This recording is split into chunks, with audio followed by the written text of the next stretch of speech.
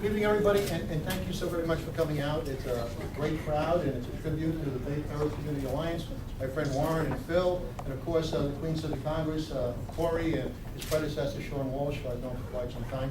For those of you who don't know me, my name is Jerry Iannece, and it's my privilege and honor to run for the council seat, and it's my privilege and honor to be here before you. Those that do know me know that for almost 25 years, I've been an active and outspoken resident in Northeast Queens. I've done virtually everything that one can do as a volunteer, from being a Little League coach, coaching both boys and girls in baseball and basketball, in both CYO and the Bayside Little League, teaching everybody the greater lessons in life. And because of that, the president of the Bayside Little League, Bob Reed, has endorsed me. And those that know me know that for a very long time, I was a prosecutor in the Bronx, that I'm an attorney lending my services, and for an attorney it's a bad word, saying pro bono, which means for free, to a whole host of altruistic organizations, including this one. The Bay Terrace Community Alliance Foundation is an organization which I did because it was a good organization, made them a 501c3 tax-exempt organization, so they can continue to deliver for the community, as well as the Friends of Fort Totten Parks, which is what we're talking about this evening. I too, with Joe Brisenti, created that organization as a tax-exempt organization. And I've done a whole host of things as an attorney, helping Broadway Flushing. And because of that, I'm proud to say that Warren Schreiber has endorsed me, as has Joe Brisenti. People who also know me know that for a very long period of time, I was a civic leader. I was chairman and president of the Bayside Hills Civic Association, doing a whole host of activities in Bayside Hills, with banners, with malls, with the Ravine Project, which is a $125 million sewer project, which is going to add dozens of new park acres to the community for community use while cleaning up Oakland Lake and cleaning up the ecosystem. And because of that, virtually every civic leader in Northeast Queens has endorsed me. People like Bob Nobile from Little Neck Pines. People like Frank Scala from, and lots of people can't get along with Frank, but I do. People like Frank from East Bayside. Jim Colasante from the Gables, and I can go on and on. People know that for 6 out of the last 8 years, I was chairman of Community Board 11, one of our community boards. And with that, I've addressed virtually every issue facing Northeast Queens over the course of the last 15 years. I'm talking about parks. I'm talking about police protection. I'm talking about sound barriers. I'm talking about overdevelopment and rezoning. While my opponents talk about what they would like to do, I'm the only one in this room who's actually done it. I'm a proven commodity, and time again, I can talk to you about chapter and verse about each and every issue. And because of that, the Queens County Democratic Organization overwhelmingly endorsed me. State Senator Toby Stavitsky endorsed me. Assemblywoman Ann Margaret Carosa endorsed me. So did Mark Weber. So did Nettie Mayerson. I can't hit you up. Most of the local elected officials have seen me in action and know that this is not a job opportunity for me. This is an opportunity for me to continue doing a job that I've done over the course of the last 20 years. And hopefully with your help and your vote, I'll be able to finish the job that I started and be your next councilman. So thank you.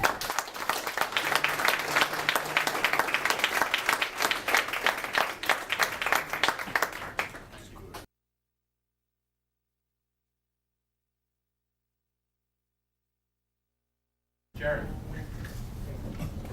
Almost 15 years ago, and I see many familiar faces in this room, many of us stood together to make sure that Fort Totten became a park. Unfortunately, none of my opponents were there, and I'm very proud of that. Saying that, addressing the question directly, again, last week there was a meeting held by the Army Corps of Engineers directly dealing with the 35 hotspots. Only one of my opponents was there, and that was Tom. The rest of them weren't there. You have to look at what's going on and who really means and feels of what's going on in the park. Fort Totten is a very, very important segment of this community. It's not part of Community Board 11, but as chairman of Community Board 11 many times, I overstepped my bounds and worked in conjunction with Community Board 7 to make sure that our issues got dealt with. So saying that, of course, we have to make sure that the Army Corps of Engineers doesn't do what they initially wanted to do. They wanted to cover it up or leave it alone. We have to make sure that they clean it out and do what they need to do to make sure that it's free of mercury and safe for our children. Secondly, vegetation, without question. One of the reasons why we set up the Friends of Fort Totten Parks, Inc. was to make sure that we were able to try to funnel in money and find creative ways to do more with less, and go out there and do things like that, like clean the park, to make sure that we have it and we have it in perpetuity. 30 seconds, is that right? Okay, I'm not going to be able to say much more. I believe in Fort Totten. I've been around a long time. We got to keep it a park, and the creative ways of doing it, if we have more time, we can explore it. So thank you.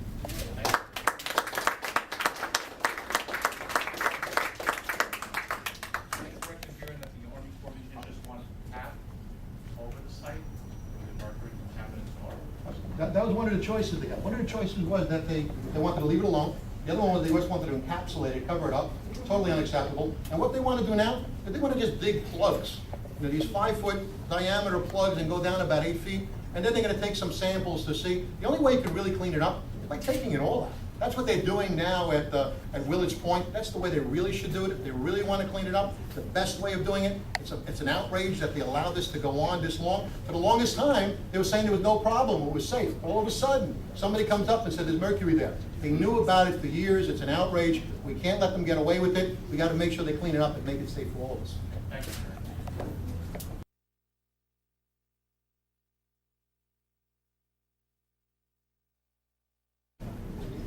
Jerry, the question.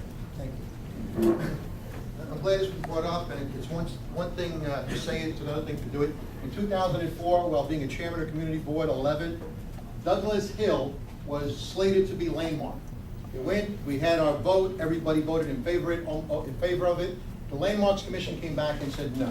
They said no because many of the houses were inappropriate. It had already been renovated, it had already been changed.